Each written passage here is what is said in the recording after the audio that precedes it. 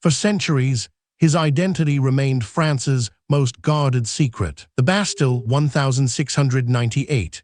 A prisoner arrives, shrouded in mystery. His face, concealed behind an iron mask, would become one of history's most enduring enigmas. This wasn't merely a political dissident. This was a man whose very existence threatened the foundations of the most opulent court in Europe. Louis Roman XIV, the Sun King, reigned supreme from his golden palace at Versailles. A monarch of unparalleled power and ambition, his life seemed an open book, meticulously documented for posterity. Yet, beneath the gilded facade, whispered rumors persisted of a hidden scandal, a secret that could unravel his carefully constructed legacy. Our story begins not in the grandeur of Versailles, but in the shadows of power, where secrets were born and carefully buried. The man in the iron mask would spend decades incarcerated, his identity so dangerous, so potent, that even his jailers were forbidden to know his true name. He was first mentioned in official records in 1669, imprisoned in the fortress of Pignerol, an Alpine stronghold.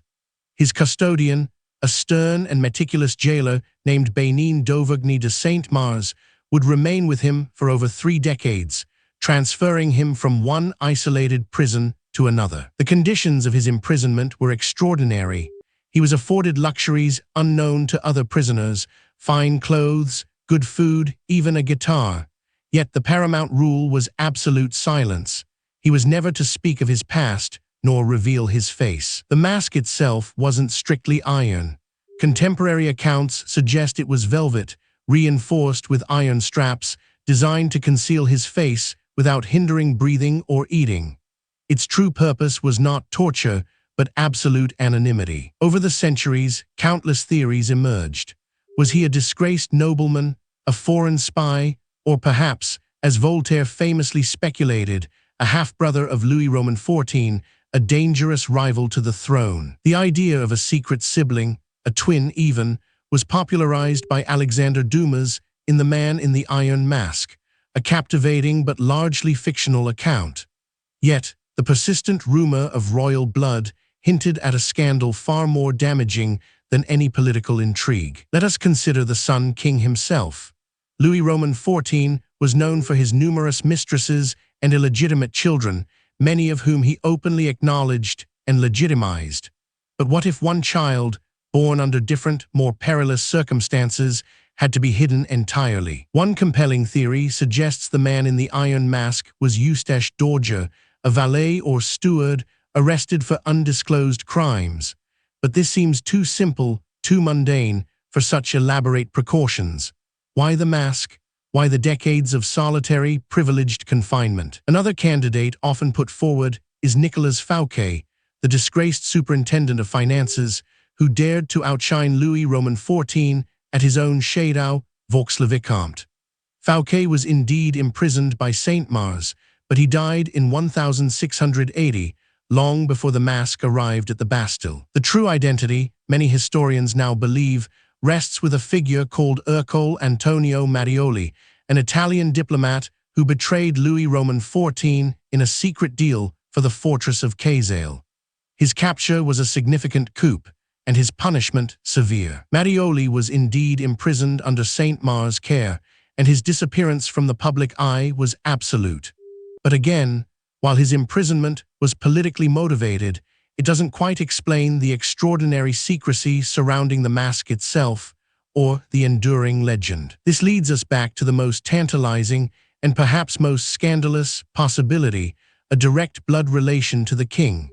Specifically, a theory gaining traction among modern historians points to a son born out of wedlock, not from a common mistress, but from a forbidden union. The most compelling version of this theory centers on Louis Armand de Bourbon, Prince of Conti, who allegedly had an affair with a noblewoman, resulting in a son.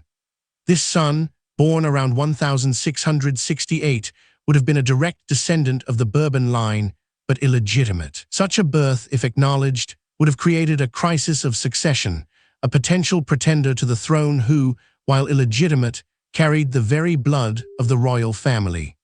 A child born of such a union would be a living threat to the carefully constructed legitimacy of Louis Roman XIV. To hide such a child, to erase him from history, would require an extreme measure. The mask, then, becomes not just a symbol of imprisonment, but a shroud of anonymity, protecting the Bourbon line from a catastrophic scandal. The constant transfers, the personal attention of Saint Mars, the relative comforts, all consistent with protecting a valuable secret, rather than merely punishing a prisoner. A forgotten son, rather than a forgotten spy. He died in the Bastille on November 19, 1703, after 34 years of incarceration. His body was swiftly buried under the name Marchiali, a deliberate misspelling to further obscure his identity. The mask, his constant companion, was likely destroyed. The secret went to the grave with him, and with those who knew. Louis Roman XIV himself never spoke of it.